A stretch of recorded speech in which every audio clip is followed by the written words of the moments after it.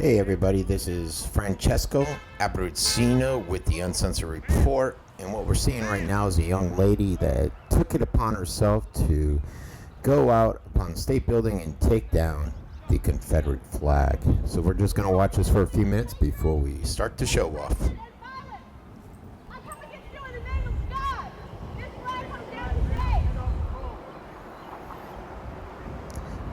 You can and can't hear her. Sometimes you got to listen up a little bit.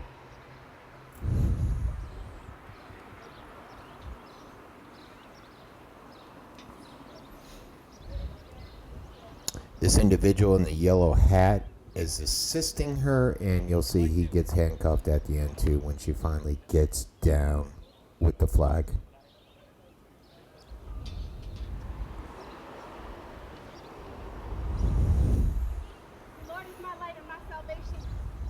Whom shall I fear?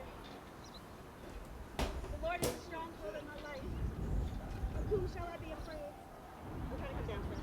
I'm going to comply. I promise you, I'm coming down. I'm prepared to be arrested. But I can't. Okay, so that's it. There's a little bit more to that video. It's gotten a ton of hits. I think it's in the six figures. A lot of people are looking at it. It's encouraging many. Look, I'm from Detroit, so to me, I have no skin in the game about this whole Confederate flag. But I think the idea, the concept behind the Confederate flag was not about racial strife. That was the last thing I believe it was about. I believe it was just the South and some of the concerns, and they just wanted to be rebellious and stick with it because that was the flag of their states when they came out there. But let's get this started. This is the Uncensored Report. This is Francesco Abbruzzino. What I do is I cover national issues, and I give my perspective on it, a bit of a libertarian. Sometimes I lean more to the right. I gotta say I'm not huge on Republicans. I'm not huge on Democrats. I don't like Boehner. I don't like Rubio. I don't like Jeb Bush. I definitely do not like Obama. I do not like Hillary. I'm in the middle, and I try to find a middle ground. And someone that's out there looking for the interest of the people. And that's what we need to think of, the interest of the people. And I started out at a local level where I constantly monitor our county and city commissioners and some of the initiatives they put forth. And I started putting it out there in the communications. I started watching great alternative news shows like Alex Jones. And I said, you know what? We need to go another level. And I haven't done this show since I left my radio show. It's been a few months, and I just got so upset, so annoyed over what's happening with from TPP to how the justices, the bribed Supreme Court justices, in my mind, went ahead and said that the subsidy ruling on Obamacare is viable, and then the whole gay marriage stance. And I'm wondering what's happening to our society. But let's go ahead and pop over to this Confederate thing, and I'm going to cover a few issues. But, what happened last week? It was a tragedy. You had this guy walked into his church. He's a white man. He goes into one of the nation's oldest black churches out there, and he kills 9 people. It's despicable what Wolf did. There's nothing acceptable about what he did. But now he's been labeled this right-wing terrorist. They got the whole photos of him out there. He's holding the Confederate flag. He's sitting on a car with the Confederate States of America license plate. They got his manifesto, which is out there. It's called The Last Rhodesian. And it was out there. They discovered it. It's on a site that contains a page title text, which is being called the Racist Manifesto. And while the identity of the site's domain was reportedly masked and they couldn't really find out who it was, they're saying that Roof is the owner of it. And I have no doubt that this guy was possibly a white supremacist. He definitely did not like people of color, just based upon what he said before killing the 9 individuals. Some of the photos, some of the information that's now being leaked out. Definite concerns out there, folks. But government officials, politicians, can't let a serious crisis go to waste, can they? It's just like some of these school shootings. Immediately, the Second Amendment. And let's look at Ruff alone. Not even, I don't know how fast it was, an hour, 2 hours. Obama was out there politicizing this issue. He wasted no time saying that this is all because of the guns. An attack upon the Second Amendment. We got to get out there. We got to do something. We got to take those guns away. And everybody sits back and says, oh, yay, Obama. Praise Obama. Yeah, let's do that. Why? Why do they go out there and take these awful events, these tragic events like this mass shooting, and try to justify implementing new laws or banning some inanimate objects such as the Confederate flag that's been out there for years? You know, we're hearing more and more and more cries for gun control. Let's ban another item, the Confederate flag. What's next? The American flag? People are out there calling for that. Statues? What is going to be next? When do we stop this craziness? And like I said, with this whole Confederate flag, there's a bunch of misconceptions out there about the flag, about the history of the flag, the hypocrisy of hating it, and not the American flag, and what the flag means to different people today. And there's many stories out there. Many stories. Basically what I do, folks, this is a one-man operation. If you've never seen my show, I do everything from the production, marketing, everything. Just like all my sites. It's all a one-man operation. And what I'll do is I'll pull up a bunch of documents. Like right in front of me, I have about 5 news articles. It's a little different than someone like an Alex Jones. Good example. He's got his papers all in front of him. He's got them highlighted. Me, since I'm a one-man operation making $0, I tend to find the easier ways so that it's not going to cost me an arm and a leg, and that is putting the documents up in front of me on the computer. It seems to work a little bit more effective for me, especially since I need this computer in front of me with the cam that you're looking into now. And I'll go there and I'll look at, you'll see me jump in between articles. And that's what we're doing now, because I want to make sure that everything I say is factual. So we're back out there. We're looking at this whole Confederate flag thing. The frenzy around it. You know, and I don't mean to offend anybody. I don't mean to offend the African Americans out there that see this Confederate flag as racism. But that's not what it was out there for. That's not what it is all about. And then all of a sudden, because this one shooting where a guy's he takes a picture with it, we're going to ban it everywhere. And it's gone as far as online retailers, Amazon, eBay. They have announced that they will no longer sell merchandise that depicts the Confederate flag. There was a report, I believe it was on InfoWars, where an individual had a Snapchat, and they said basically that the government was saying it's illegal, so we're going to stop it, which isn't really it. And it goes beyond that. There's a story, it might have been Prison Planet, where an individual went out to get a cake. He wanted a Confederate flag on it. Walmart would not make this cake. The next day he called up. He said, let's do it with the ISIS saying and flag and everything. And they wouldn't make that for him. Or how about Hitler? If Hitler's your guy, and you like waving Nazi flags, no worries. You can get this stuff on Amazon. But since they're banning the Confederate flag over individuals, African Americans, some whites that are offended, saying it promotes racism, are they going to go ahead and ban the Nazi flag? I think the atrocities committed under Hitler are far worse than what were committed under the South. Walmart and Sears, they banned sales of the Confederate flag too. You know, these social justice warriors, they're out there taking the focus off the real problem. And they're blaming everything. Everything but what the real problem is. And it's not the Confederate flag that's to blame. It's not, folks. I guess that is more comfortable than discussing the harsh realities of tragedies like this whole mass shooting thing that just occurred. That there is this existence of evil within our society. And that this flag is providing basically a distraction. At the same time, I believe I think it was around the same time they passed TPP. And it was funny, and I refer to InfoWars a lot because I get a lot of info. Listening to him motivates me to get out there and do stuff. But he had his son. His son's like 12 years old. He went out and asked people on the street, what's TPP? Nobody knew what TPP was.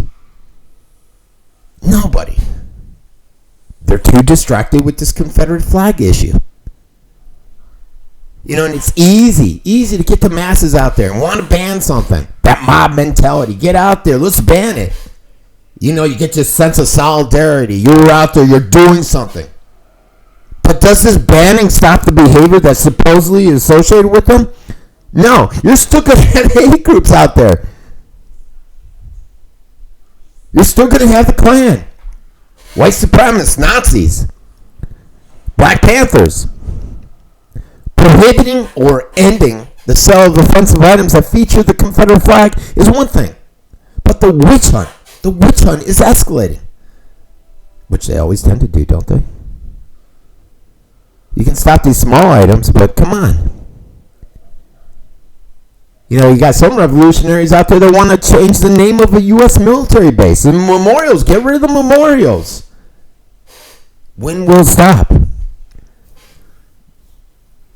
It's made history.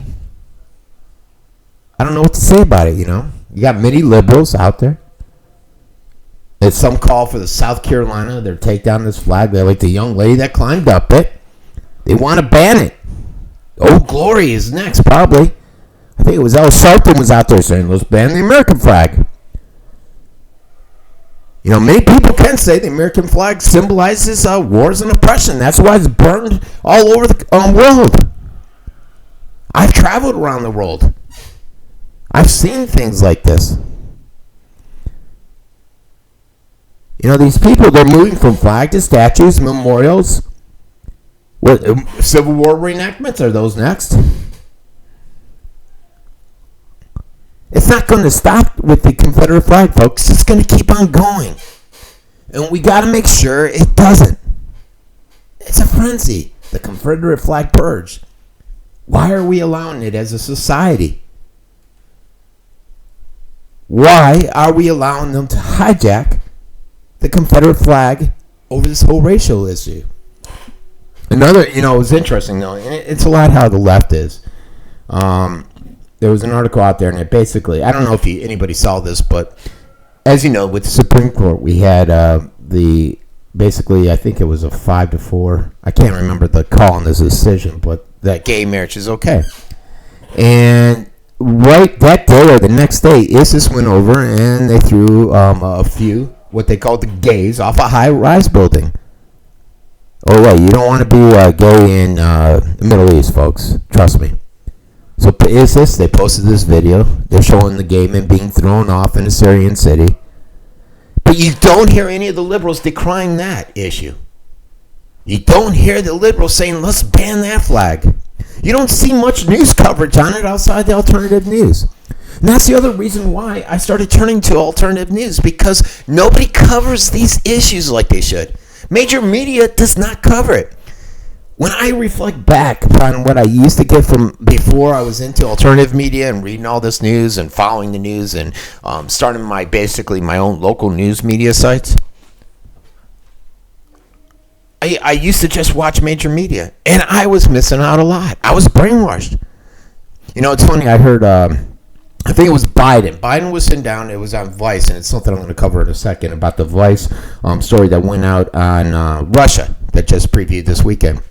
And they were out there, I think it was Sean, and he was talking to Biden, and Biden's like, oh, the propaganda that the news media puts out, RT, and all the different news stations there.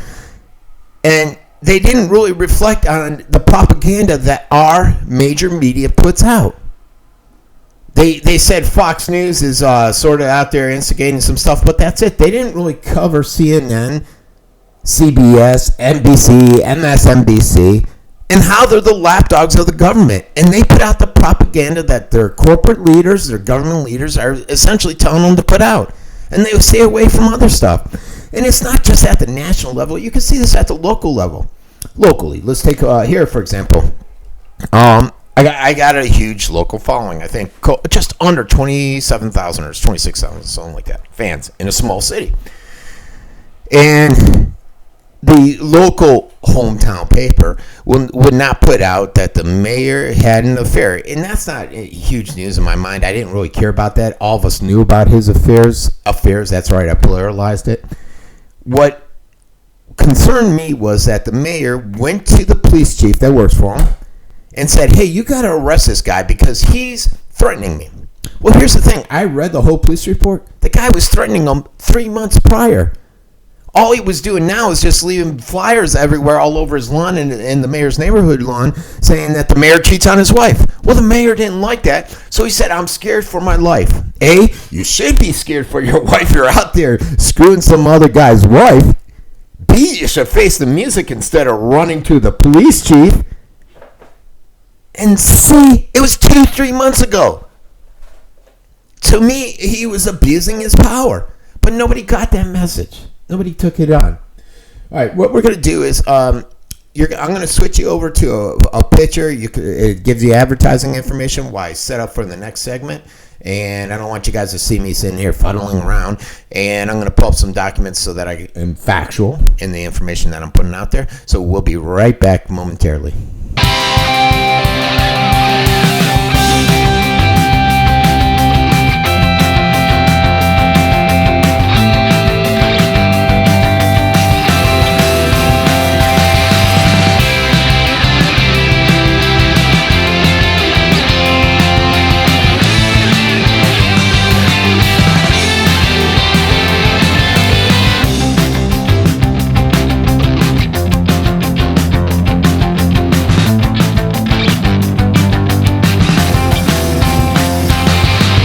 Okay, the next thing I just wanted to go into briefly is just Obamacare. And I own a medical billing company. That's basically how I pay my bills because I don't do it through my Scoop page. Even though, it's amazing, my Scoop pages has over 330,000 visits this month. And it's really starting to catch on, and not just locally, nationally too.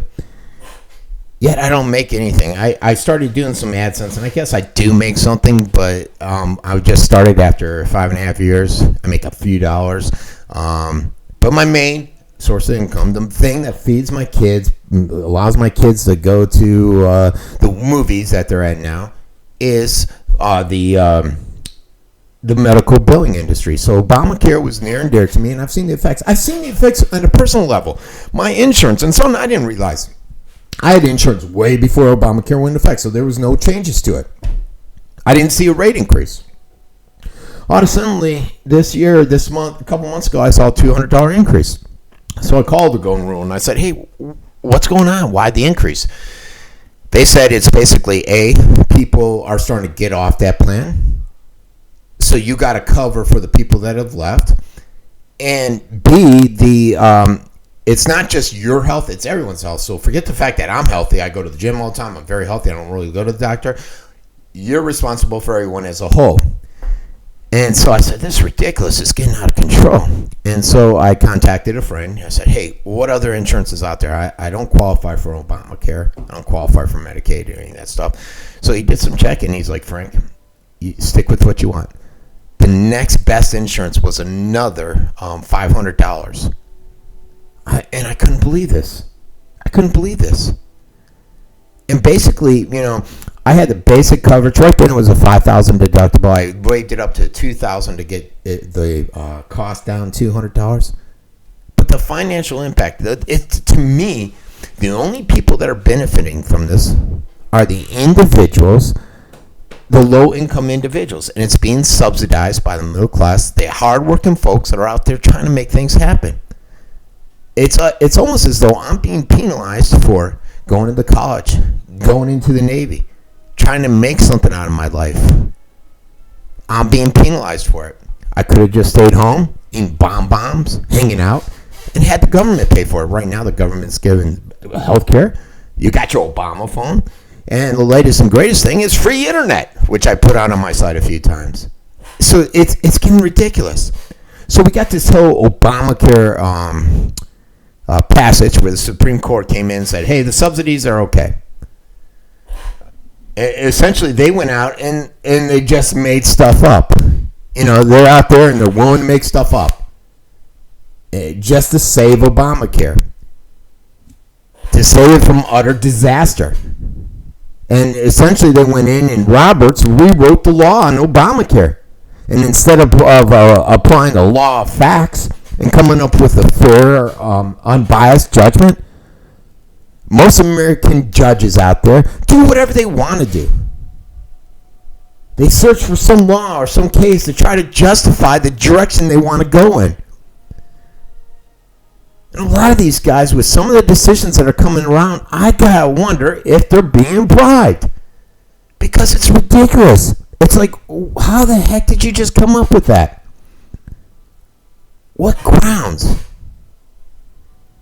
The Obamacare decision should have been straightforward. But for some reason it wasn't. It revolved around the interpretation of a phrase, and I'm going to look at it here. The phrase stated that healthcare exchanges must be established by the state in order to receive tax credits. Justices could interpret this to mean that the federal government could give tax credits in states where exchanges weren't established by the state. Established by the state. It should mean established by the state, right? But yet they interpreted it the way they wanted to. And it's just, these judges, a lot of these lawyers, they're the most liberal out there. They're being taught that the U.S. Constitution is this living, breathing thing that can be changed and interpreted any way they want to justify their decision. They're the activist judges that are out there. And it's a national crisis that should be tempered. But how? How do you do stuff like that? How do you temper something like that, folks? That's the question. And worse than these Supremes is just the economics of Obamacare. I briefly touched on the economics involving myself. But the economics of Obamacare are far worse. Far worse than whatever the constitutional mistakes have been made or committed by this bribed Supreme Court. And the decisions of Obamacare have damaged job creation, new business formation. It ruins jobs incentives by making it pay more not to work, which thereby intensifies the labor shortage.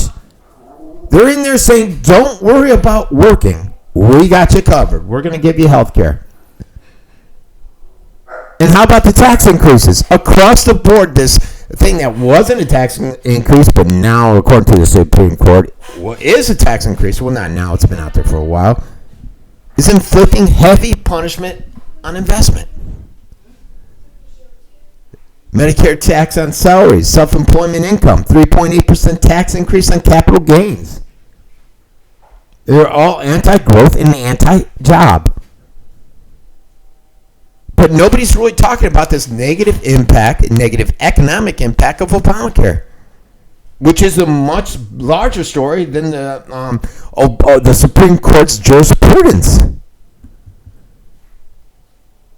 The problem with the 49ers and 29ers out there, the business mandates and penalties imposed by Obamacare when small firms hire a 50th employee or ask for a 30-hour work week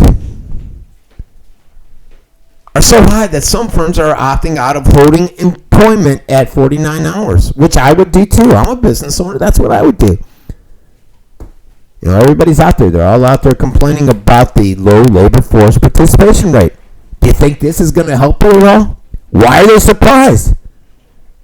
It's effectively Obamacare. This government is effectively paying people not to work. Give them the phone. Give them health care. Food stamps, what is it? 41 billion, whatever that number is, I forget. We'll give you the food stamps. But Obamacare enrollment's coming up short now.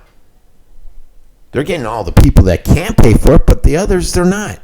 The people that are supposed to support it, it's coming up short. So what's going to happen? There's a clause in there. And I heard one senator come out, I think it was actually Rubio, that idiot. He came out and he said, hey, look, this clause in here allows us, the government, to come in and rescue insurance companies, and it should not be in there. No matter what they want, we're gonna go out. We're gonna pay the money. We're gonna take care of them. If they don't make any money, we're gonna bail them out. Then I didn't see it anymore, and it's still in there. So essentially, if they're out there, it's a little secret that the taxpayers. It's written in this Obamacare. Taxpayers have to bail out insurance companies if they run into financial issues.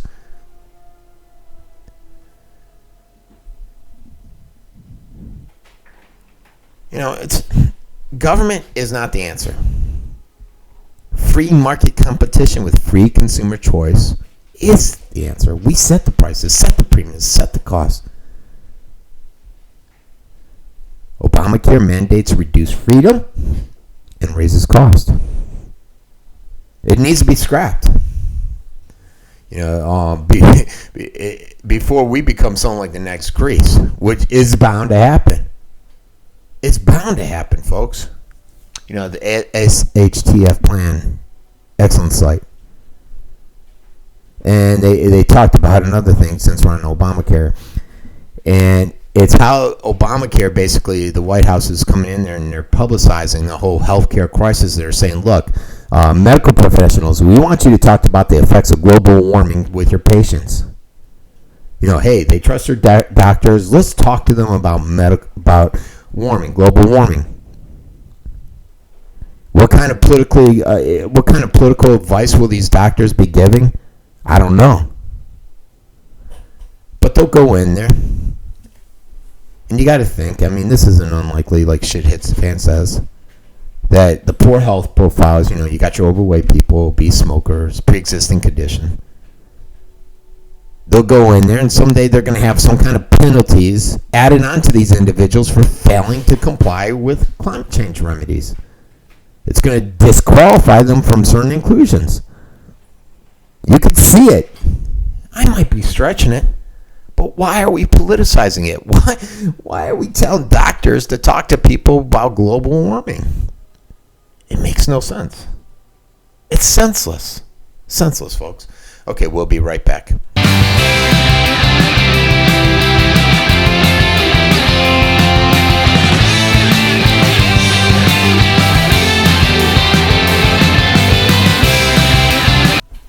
Okay, that was a quick one because I actually only had to pull up one page for some facts here, and it's regarding China.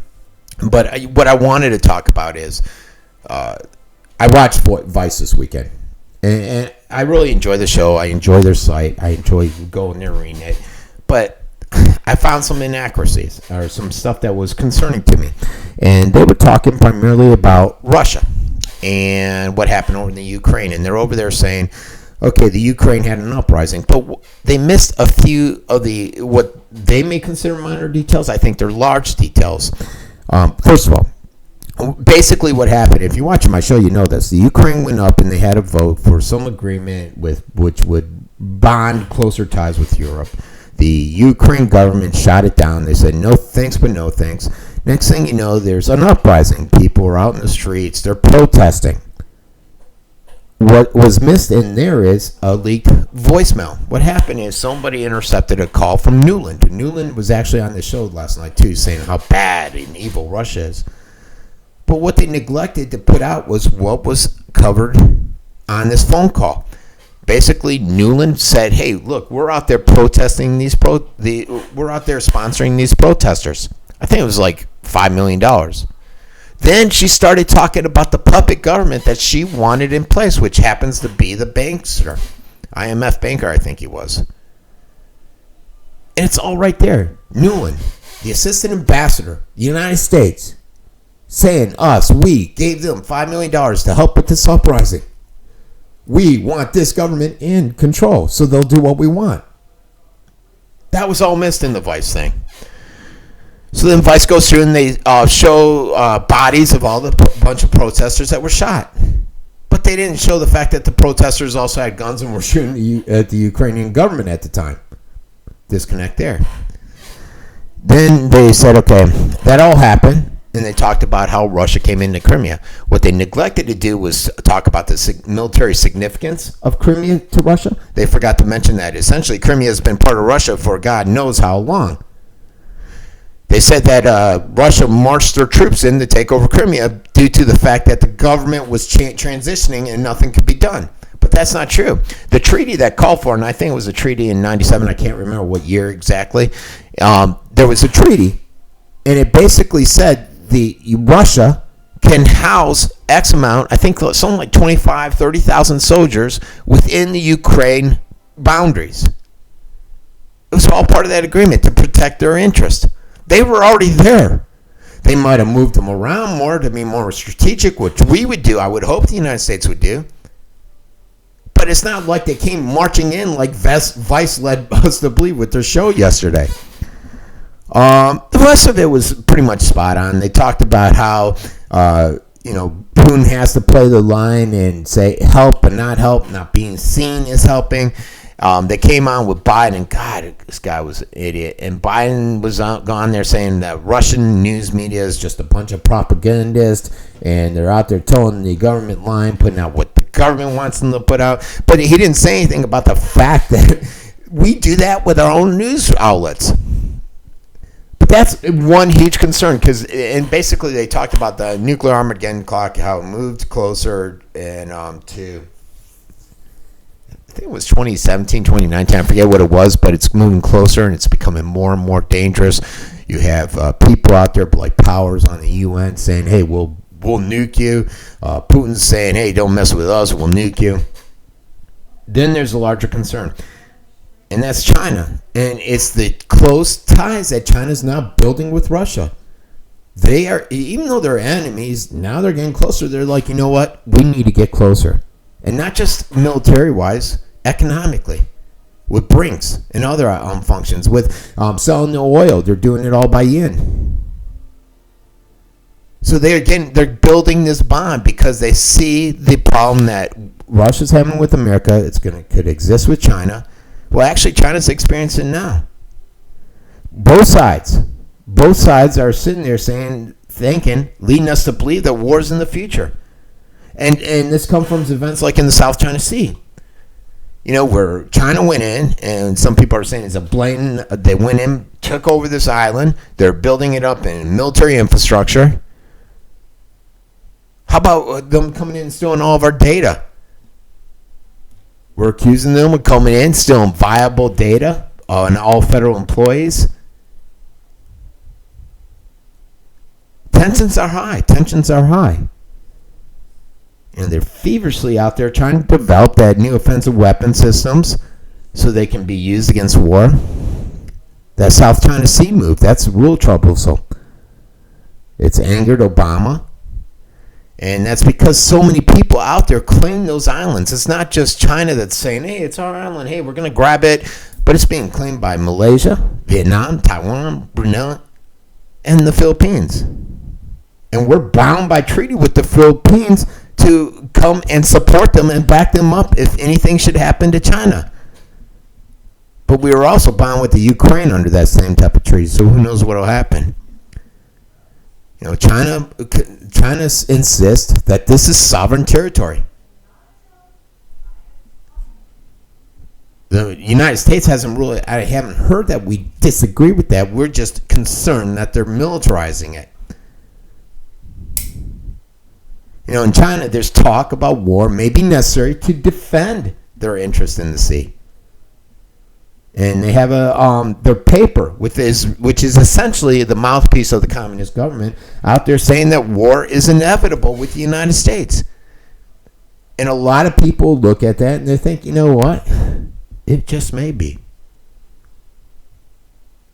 And I mentioned the 14 million federal workers had their information taken. A lot of people view that as an act of war. So it's continuing to build up the tensions over this cyber espionage. And I think someone came out and said, if America could do that, we would have done it. We just don't have the capabilities, which we would. So it's almost like a virtual war out in virtuosity. They're out there, they're conducting massive exercises, one recently worth an invasion on Taiwan. And this is another area, another country that's protected by us. Any action against Taiwan would be considered action against us. I think it was InfoWars. Paul Watson put out something about how they're retrofitting many of their ships for possible conflict. Another troublesome issue. They have the capability to equip their nuclear missiles with MIRV warheads. Bill Gertz put out a story about that was interesting. And that new hypersonic glide vehicle that they was out in the paper, I think I shared some information on it. They're building the Navy is a series of ballistic missile submarines that can be right off our shores. When we're out there, we're shrinking our budget for our military. They're out there expanding it just like Russia is. It's getting scary, folks. And a lot of people say, it's a conflict that could happen 15 years down the road. But now many are concerned that it could happen sooner, especially with the ties they have with Russia. China, they've become increasingly wealthy off selling us their goods. And in the process, we've lost thousands, millions of jobs over to the Chinese dollars, trillions of dollars over to them. And once our debt-fueled economy collapses, what's going to happen? China won't need us anymore. They're going to go elsewhere. And I think China views us in this manner. And many people are out there saying China is going to be the next superpower. There was an interesting article put out. Who put it out? I think shit hits the fan. Put out an article regards the collapse of the China market. And many people are speculating, that the China market's going to crash. But they're speculating now with ours, too. Maybe I'll cover that tomorrow's show about how many leading financial analysts out there are predicting by October a major correction, a crash here. And they're suggesting that you, A, have enough to live on for 6 months, and be prepared that it will be one of the worst economic downturns that we've ever seen. All right, I'll be right back as I set up for the next segment.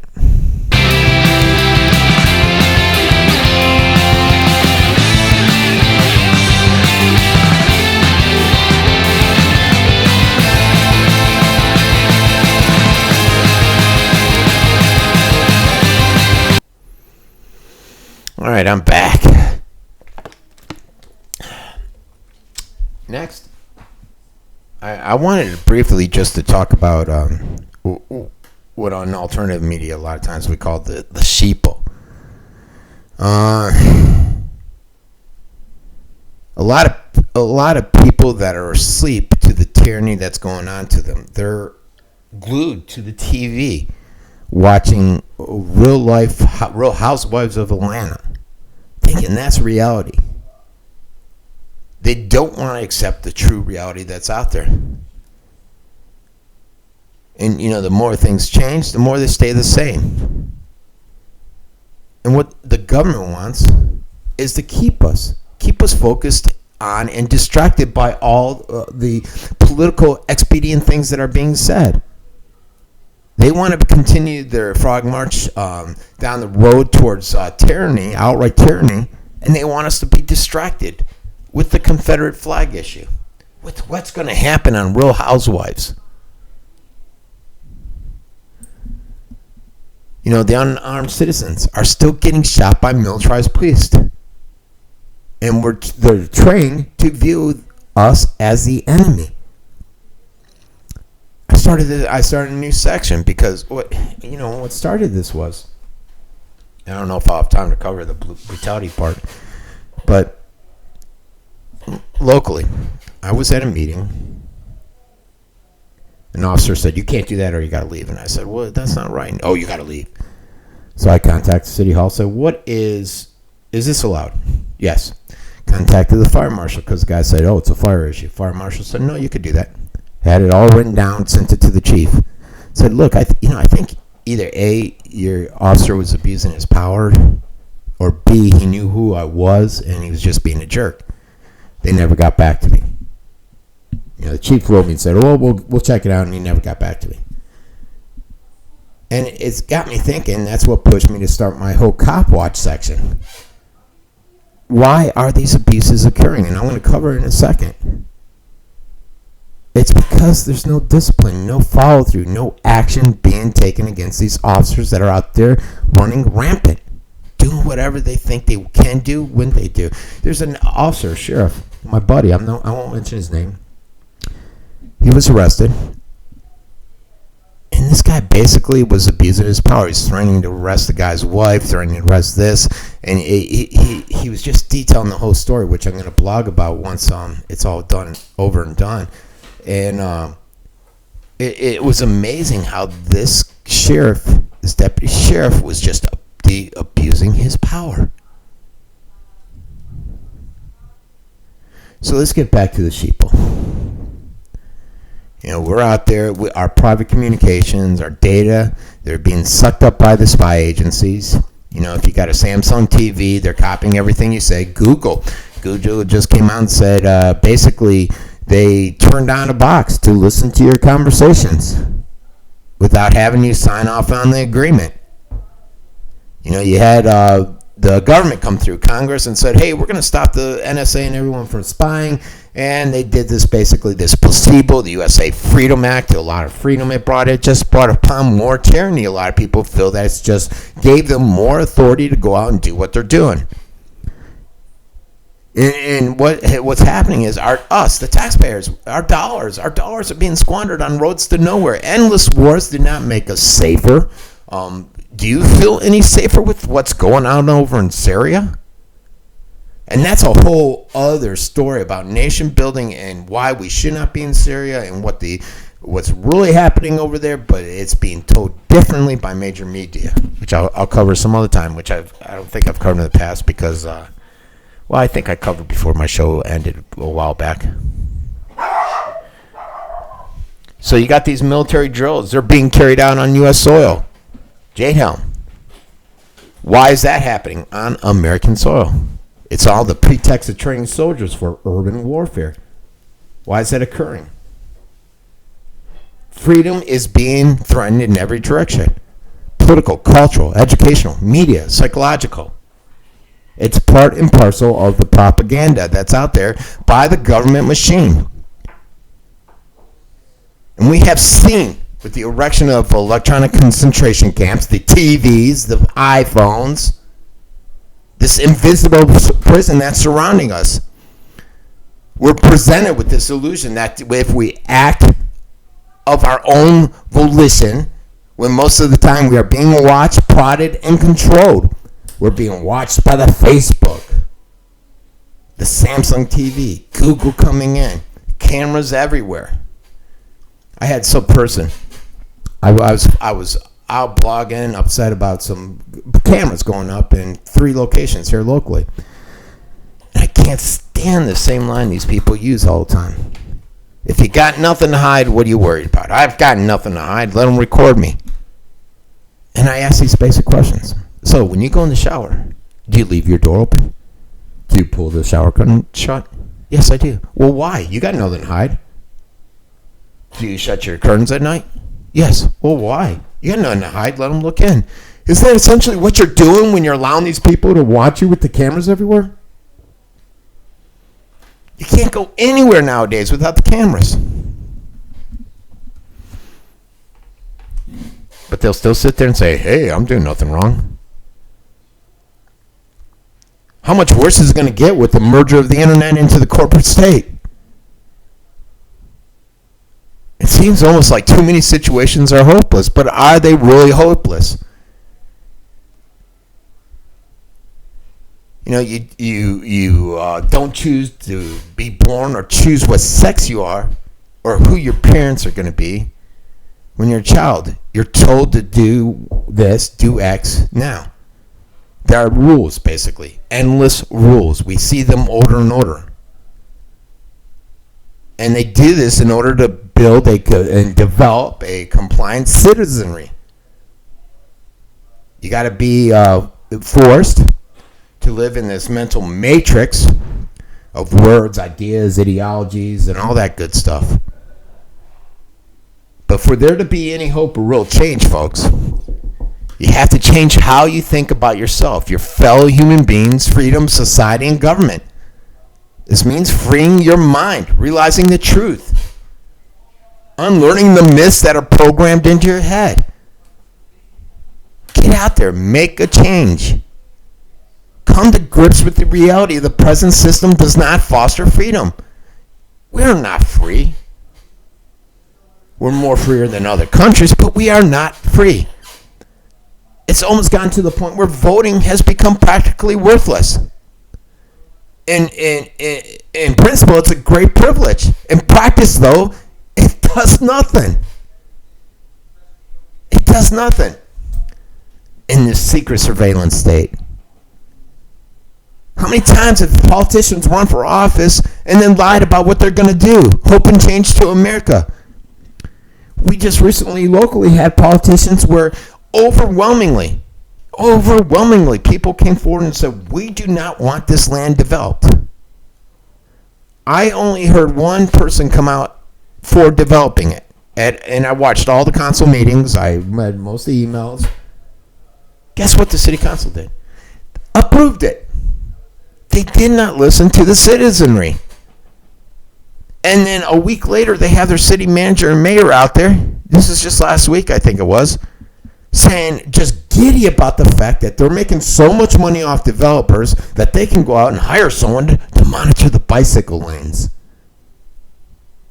I put something out there like that and people said, oh, all you do is complain. Amazing.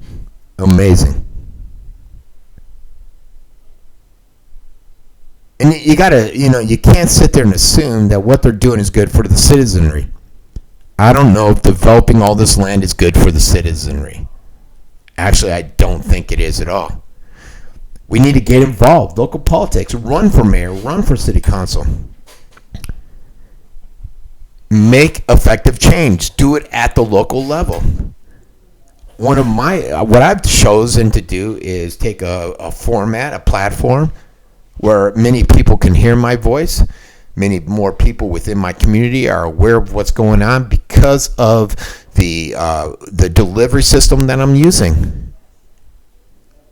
I'm basically a guy behind a computer that's followed by all the major media, followed by all the local police, local sheriffs, the politicians, and they're listening to what we have to say out there. Get away from the electronic concentration camp. There is little hope for any true resistance if you are mindlessly connected to the electronic concentration camp. Get away from the cell phone. Get away from the laptop. Get away from the TV. Be wise. Realize there's power in numbers. And for the love of God, realize what freedom's all about. Who were the first persons to get the unusual idea that being free was not only a value to be cherished, but the most important thing that someone can possess? The answer in a word is the slaves. Freedom arose from the hearts and minds of those people that realized that they were slaves. And that became their primary passion of those who were victims of slavery. And some Americans are starting to realize that they are slaves, and if they don't act soon, they will find themselves imprisoned in electronic concentration camps indefinitely. Sitting in front of the TV, distracted as the government goes out and takes away more and more and more from the people. The sheeple. Hence the sheep of what they call an alternative journalism. Very concerning, folks.